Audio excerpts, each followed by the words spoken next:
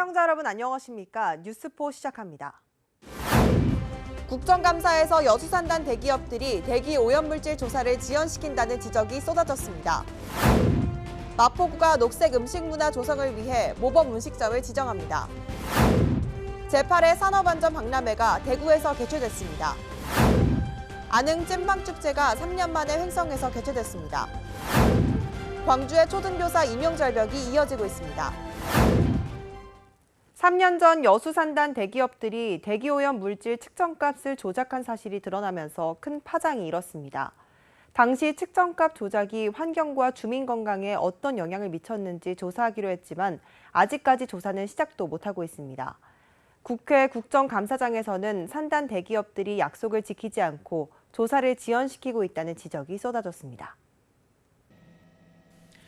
측정값 조작 사건의 후속 대책을 논의하기 위한 여수산단 거버넌스는 지난해 2월 환경오염 실태조사, 건강역학조사 등 9개 항목의 권고안을 확정했습니다. 거버넌스에는 전남도와 여수시, 여수상위, 전문가, 시민단체 등이 참여했습니다. 하지만 20개월이 지나도록 대부분 권고안은 제대로 지켜지지 않고 있습니다. 거버넌스 결정을 적극적으로 이행하겠다던 여수산단 대기업들이 이제는 조사 범위가 너무 넓다는 이유로 사실상 협조를 거부하고 있다는 지적이 이번 국정감사에서 제기됐습니다. 국회 환경노동위원들은 여수산단 환경협의회 회장인 장갑종 금호석유화학 공장장과 이면호 GS칼텍스 전무를 증인으로 불러 권고안을 이행하지 않는 이유를 따져 물었습니다. 조작 사건에 사회적 책임을 져야 할 기업들이 책임을 회피하기 위해 조사를 지체시키고 있는 것 아니냐고 질타했습니다. 권고안이 마련된 지 1년 8개월이 지나도록 지체되고 있고 그 결과 사건이 발생한 지 3년이 지나도록 환경오염 실태조사도 못하고 있고 주민 건강 역학조사도 못하고 있는 것이 현실 아닙니까? 그동안 환경오염 실태조사를 담당할 전문위원 추천조차 미뤄오던 대기업들이 국정감사를 앞두고서야 적극적인 협조 의사를 밝혀 국정감사 피해가기용 입장 아니냐는 지적도 나왔습니다. 저희 여수산단에서는 10km는 너무 광범위하다는 의견이 있어서 공감대 형성을 현재 하고 있는 상태입니다. 그래서 그 범위를 좀 축소해야 되지 않겠느냐 그런 상황에 있습니다. 국정감사를 통해 전문위원회 구성에 첫 단추는 끼웠지만 조사 범위에 대한 이견이 워낙 커 실제 조사까지는 갈 길이 멀어 보입니다. 한전 국감은 올해 상반기에만 14조 원이 넘는 적자와 방만한 경영에 대한 지적이 이어졌습니다. 정권 교체 뒤 신재생 에너지에 대한 지지부진한 추진도 도마에 올랐습니다. 한전에 대한 국감은 적자와 방만한 경영에 대한 비판이 잇따랐습니다. 양양자 의원은 국가 예산 2,800억 원이 투입된 출생일로부터 3년 미만인 영아가 있는 가구에 대한 출산 가구 복지 할인 제도의 방만한 운영을 질타했습니다. 할인 혜택을 받던 출산 가족이 이사를 갔는데도 혜택이 종료되지 않은 가구가 혜택을 받은 가구의 44%에 이른다고 지적했습니다.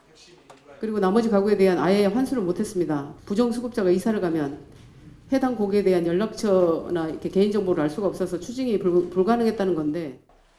정권 교체로 인한 후폭풍에 시달리는 호남 신재생 에너지 사업에 대한 우려의 목소리가 컸습니다. 이용빈 의원은 한전 발전 자회사들의 신재생 에너지 사업 축소에 따라 전남에 투자될 4,600억 원이 삭감될 위기에 처했다면서 비판했습니다. 지역균형 발전을 위한 투자가 송두리째 날아간 셈이고요. 그야말로 좌초 위기에 빠져 있는 상황입니다.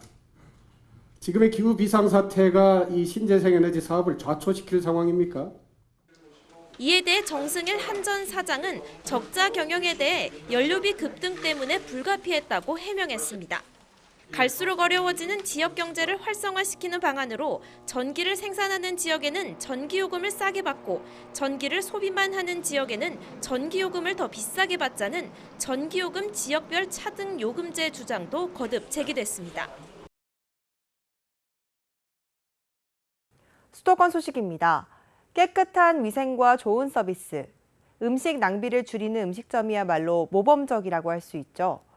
마포구는 녹색 음식 문화 조성에 기여함을 목적으로 모범 음식점을 지정하고 있는데요. 신청 후 현장 확인 및 심사를 통해 지정이 진행됩니다. 마포구 음식문화 개선에 앞장설 수 있는 모범음식점 지정을 오는 21일까지 신청받습니다. 지정 기준은 마포구청 누리집에 첨부된 모범음식점 지정 기준 충족 및 좋은 식단 이해 여부입니다. 단 주류 중심 취급업소, 혐오식품 취급업소, 특정 시간대에만 영업하는 업소는 지정 제외됩니다. 지정이 된 음식점은 2년간 출입, 수거, 검사가 면제되고 육성자금 및 시설 개선자금, 인센티브 등을 지원합니다. 신청을 희망하는 분들이라면 마포구청 누리집을 참고해 마포구 보건소 위생과에 인편 또는 우편으로 접수하시기 바랍니다. 광견병은 야생동물에게 물려 퍼질 수 있는 전염병이죠. 마비와 환청, 호흡 곤란 등을 일으킬 수 있는 무서운 병인데요. 혹시 내 반려동물이 광견병에 노출되어 있지 않은지 걱정하시는 분들 많으실 겁니다. 이를 위해 마포군의 동물병원에서 광견병 예방접종을 실시합니다. 광견병 발생을 예방함으로써 국민 보건 증진에 기여하고자 반려동물에 대한 정기 광견병 예방접종을 실시합니다. 접종 대상은 3개월 이상인 개와 고양이로 관내 동물병원 41개소에서 마리당 10,000원 비용으로 접종할 수 있습니다. 단 개는 동물 등록된 개체만 접종 가능합니다. 예방접종은 10월 15일부터 29일까지 15일간 진행됩니다. 접종 가능 병원 목록 등 자세한 내용은 마포구청 누리집을 참고하시기 바랍니다. 광역시 소식입니다. 대전 UCLG 총회 스마트 시티쇼가 대전 컨벤션센터 제2전시장에서 열렸습니다. 2022 대전 세계지방정부연합총회 스마트 시티쇼가 개막했습니다. 스마트 시티쇼는 한국형 스마트 핵심 서비스 기술을 부각시키기 위해 마련한 행사로 스마트 시티 도시 모델, 스마트 홈, 미래 항공 모빌리티, 자율주행 물류운송 로봇 등 빠르게 발전하는 첨단 기술을 스마트 도시, 리빙, 테크 세 분야로 나눠 선보입니다. 또한 전국 SOS랩 솔루션 체험관, 디지털 헬스케어 전시관, 대전의 36개 우수기업 제품을 만날 수 있는 대전기업관을 운영하고 행사장을 찾은 국내외 방문객을 위한 한복체험, 꿈돌이 포토존, 로봇카페 등 다채로운 프로그램도 펼쳐집니다. 한편 지난 10월 11일 2022 대전 세계지방정부연합총회 대전 트랙이 대전 컨벤션센터 제1전시장으로 시작됐으며 대전시는 과학과 도시, 사람과 과학, 환경과 과학, 행정과 과학 등 4개 의제와 14개 세션을 구성해 토론과 발표를 진행합니다. 2022년 제8회 대한민국 안전산업박람회가 대구에서 개최됐습니다. 코로나19로 인해 2년간 온라인으로 열렸던 국내 최대 규모의 안전산업박람회가 3년 만에 다양하고 풍성한 현장 박람회로 돌아왔습니다. 지난 12일부터 사흘간 열린 박람회는 첨단 기술력을 보유한 국내 재난안전 기업의 판로 개척을 지원하기 위해 우수 재난안전 기술 제품 전시와 구매, 수출 상담회, 각종 학술회의 등으로 구성됐습니다. 특히 6개 안전 분야로 구성된 전시관에는 방재와 화재, 보안, 산업, 생활, 교통과 해양, 공공서비스 산업관을 통해 국내 250여 개 기관 기업이 최첨단 우수 재난안전 기술과 제품을 선보였습니다. 올해는 재난안전기업 통상지원 설명회와 수출 상담 부스를 처음으로 마련해 해외 판로 개척에 관심 있는 재난안전기업을 대상으로 국제시장의 흐름에 맞는 기업 수출 전략을 모색토록 했습니다. 강원도 소식입니다. 중부 내륙 중심권 행정협력회가 균형 발전을 위한 정기회를 개최했습니다. 중부 내륙 중심권 행정협력회는 강원의 평창 영월, 충북 제천 단양, 경북 영주 봉화 등 세계도의 6개 시군이 지역주의를 해소하고 공통의 지역 현안 및 관심 사업에 대한 공동협력을 추진하고자 2004년 12월 9일에 출범한 협의회입니다. 그동안 약 100여 건의 공동협력 사업 및 현안 사업을 적극 추진하여 6개 시군 간 균형 발전을 위해 노력하고 있습니다. 이날 휘닉스 평창 호텔에서 개최된 정기회에서는 회원 시군 관계자 약 120여 명이 참석한 가운데 정기회와 더불어 화합 행사를 진행하며 회원 시군 간 화합과 단결을 도모하는 자리도 마련됐습니다. 이번 정기회를 통해 다양한 협력 사업을 발굴하여 지역 발전과 주민 복리 증진에 기여하고 중부내륙 중심권 행정협력회가 자치단체 간 협치 행정의 수범 사례가 될 수 있도록 노력할 계획입니다. 평창읍 주민자치회가 2022 제2회 평창읍 주민총회 및 소통 한마당을 개최했습니다. 평창읍 주민총회는 주민이 직접 소통하며 논의한 마을 문제를 함께 수기하는 과정을 거쳐 주민투표로 결정하는 장입니다. 그간 평창읍 마을 한계리 마을 순방을 통해 발굴된 5가지 의제에 대해 찾아가는 사전투표를 실시해 주민 참여도를 높였습니다. 이날 주민총회에서는 분과별 선정된 사업들에 대한 제안 발표와 주민투표가 실시됐는데요. 총회 결과 2023년 평창읍 주민자치 의제 사업으로 자원순환 캠페인, 평창 야시장 개장, 우리 동네 꽃길 가꾸기 사업이 확정됐습니다. 예비 사업으로는 평창읍 주민소통 한마당, 벼룩시장 나눔장터가, 건의사항으로는 평창역, 평창군청역, 제천역 KTX 연장, 클린하우스 설치, 자원순환 회수로봇 설치가 확정됐습니다. 한편 이날 총회를 마친 후 2부 행사로는 주민소통 한마당 행사가 진행되어 무대 공연, 가운쓰기, 차량 방향제 만들기 등의 다양한 프로그램과 체험 부스들이 운영되어 지역 주민들이 다 같이 어우러지는 소통과 화합의 장이 됐습니다. 그리운 어머니의 손맛, 횡성의 대표 먹거리 가운데 하나인 안흥 찐빵축제가 3년 만에 대면 개최됐습니다. 이번엔 특히 안흥 찐빵 모락모락 마을로 무대를 옮겨 진행됐습니다. 안흥 찐빵 축제가 1999년 1회 축제를 시작으로 올해 14회를 맞이했습니다. 명실상부 지역의 대표 명물로 자리 잡은 안흥 찐빵. 방문객들은 이번 축제에서 안흥 찐빵을 실컷 맛보며 다채로운 공연과 체험을 즐겼습니다.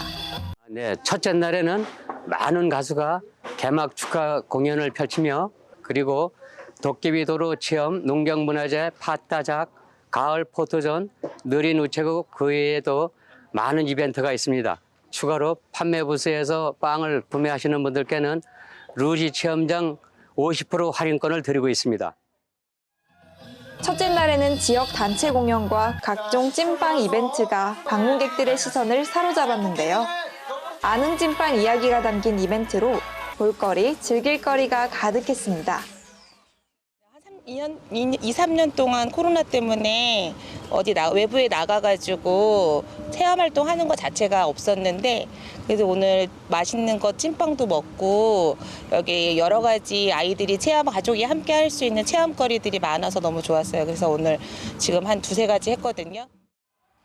주제가는 캐릭터 홍보관, 손찐빵 홍보관, 우리팟 레시피 홍보관으로 나뉘어 있었는데요. 빵빵 터지는 신바람 나는 안흥 찐빵 축제를 주제로 마련된 찐빵 홍보관을 통해 찐빵의 유래와 역사를 알 수 있었습니다.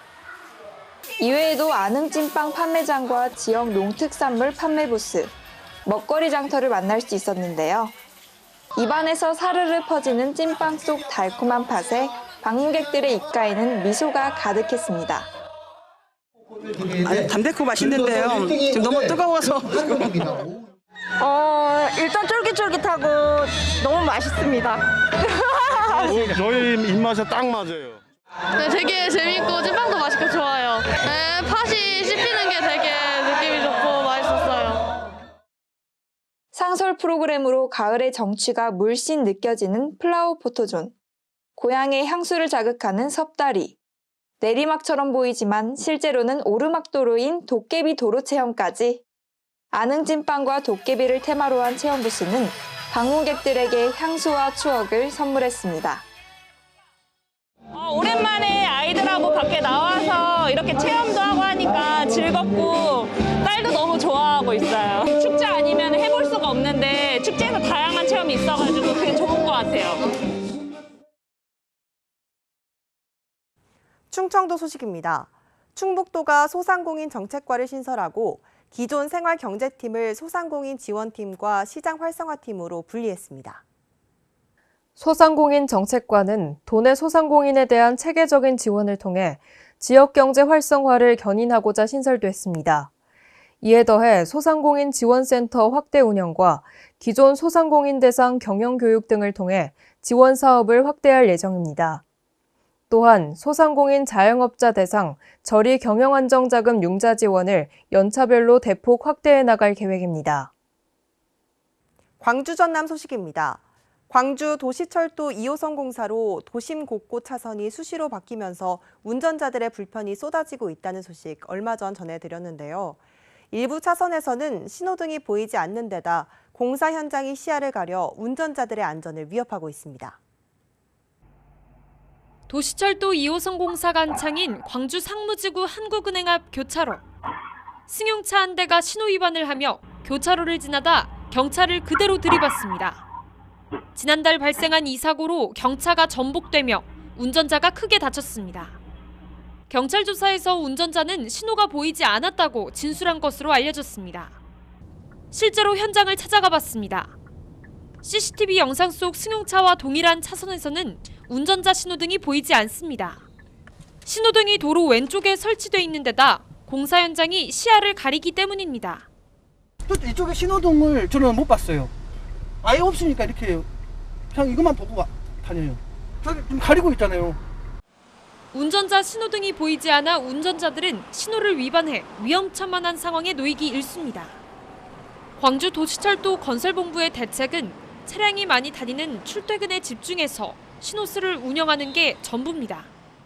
신호수 일단은 그 인근에서 그 사거리에서 이제 계속 근무하도록 저희가 이제 그 신호수를 배치를 해놨는데 같이 좀 봐주시는 겁니다. 무질서한 지하철 공사장 도로 위 반쪽짜리 교통신호가 운전자들의 안전을 위협하고 있습니다. 지난해에 이어 올해도 광주의 초등교사 임용 규모가 한 자릿수에 그치면서 임용 절벽이 이어지고 있는데요. 한숨이 끊이질 않는다는 교대생들의 이야기 들어봤습니다. 광주교대 3학년인 박유경 씨는 임용고시만 생각하면 벌써부터 걱정이 앞섭니다. 초등교사가 되고 싶어서 왔었기 때문에 그래도 이 상황에서 저희가 극복해 나가야 하지 않을까 하는 또 생각이 들기도 했는데 사실 상황이 조금 많이 어려우기는. 2023학년도 광주 초등교사 신규 선발 인원은 6명. 광주교대에서만 매년 320여 명의 졸업생이 나오는데 광주 초등교사 신규 채용 인원은 지난 5년을 모두 합해도 41명에 불과합니다. 그나마 기존 채용 규모를 유지하던 전남조차 올해는 163명까지 선발 인원을 줄였습니다. 지금까지는 재수 3수로 버틸 수 있는 상황이라고 생각합니다. 그런데 앞으로 향후 5년이 더 흐른다면 더 극단적인 상황이 벌어질 것 같다고 생각합니다. 취업을 위해 교사의 꿈을 포기하고 다른 분야로 눈을 돌리기도 쉽지 않습니다. 모든 과목이 거의 다 모목과 교육이라 끝나가지고 그 과목별로의 교육 방법을 가르치는 배우는 그런 과목들이기 때문에 사실 굉장히. 실제로 지난 2017년 87%였던 광주교대 취업률은 매년 감소해 지난해 68%까지 떨어졌습니다. 사정이 이렇다 보니 학교를 그만둔 학생도 늘어 지난 2017년 0.5%였던 중독 탈락률은 지난해 2.3%에 달했습니다. 매년 좁아지는 임용문 앞에서 교대생들의 한숨만 깊어지고 있습니다. 지난해 나주 빛가람 혁신도시의 인구가 3만 9천 명을 넘겼습니다. 8년이 지났지만 목표로 했던 인구수의 80%도 이르지 못하고 있습니다. 지난 2013년 공공기관 첫 개청으로 막을 올린 빛가람 혁신도시. 광주 전남 상생발전 효과를 극대화할 것으로 기대를 모았지만 인구 증가세는 저조합니다. 부산과 전북, 울산과 제주의 혁신도시들이 계획인구 100%를 달성했거나 근접한 것과는 대조적입니다. 그 이유로는 거주 공간과 교육, 의료기관 등 정주 여건 부족이 꼽힙니다. 여긴 너무 인구가 많아서 들어가기도 힘들고 한 반에 애들 수도 많다고 들어가지고 좀 작은 학교 보낼 생각이에요. 이렇다 보니 가족 동반 1인 가구 이주율도 70%대에 머물며 다른 혁신도시에 비해 낮은 편입니다. 과도하게 공급된 상가는 오히려 지역 상권 활성화를 막고 지역 발전을 해치는 요인이 되고 있습니다. 금융 쪽이나 그런데 뭐 중소기업이나 그런 게 많이 들어와야 되는데 뭐 장사하시는 분들만 들어와가지고 이제 그건 다 치열해질 수밖에 없거든요.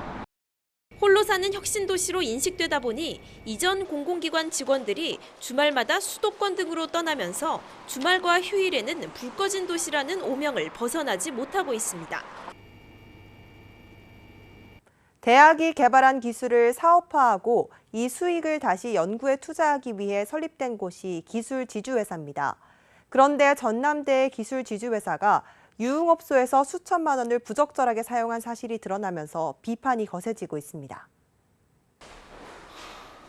전남대가 보유한 기술을 사업화하기 위해 지난 2011년 세운 기술지주 회사입니다.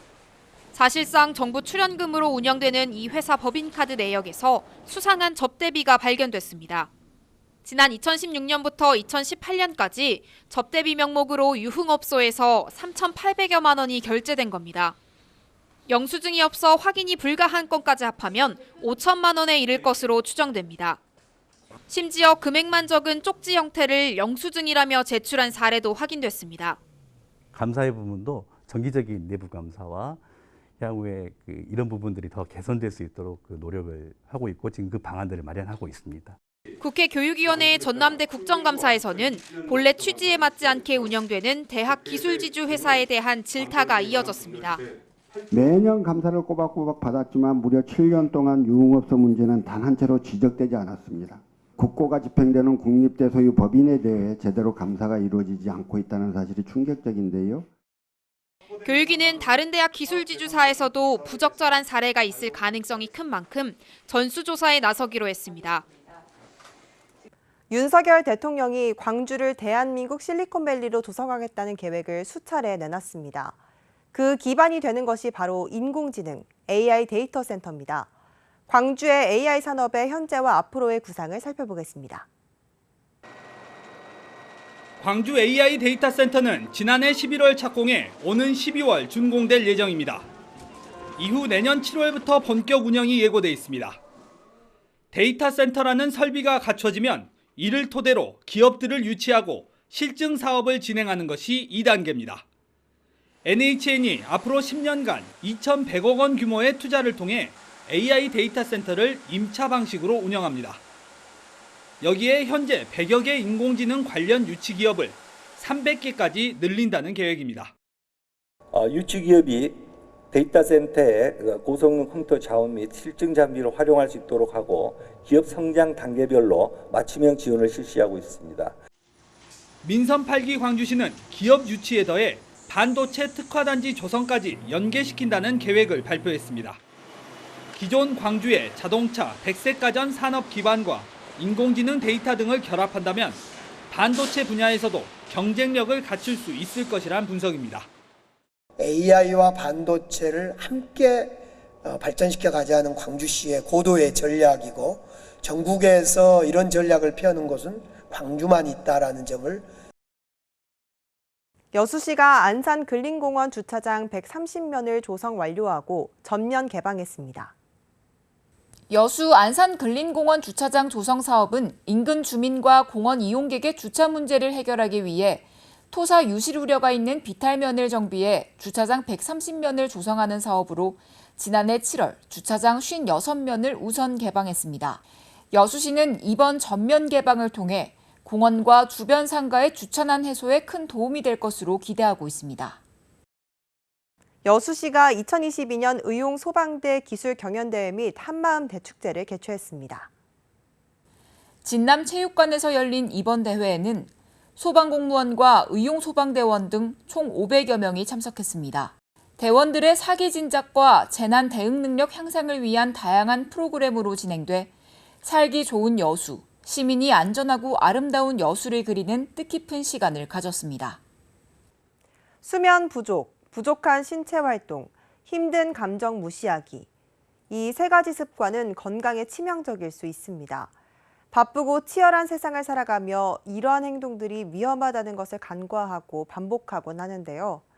이런 행동이 위험하다는 것을 깨닫고 충분한 휴식과 함께 자신을 돌아봐야 합니다. 이상 뉴스 마칩니다. 시청해주신 여러분 고맙습니다.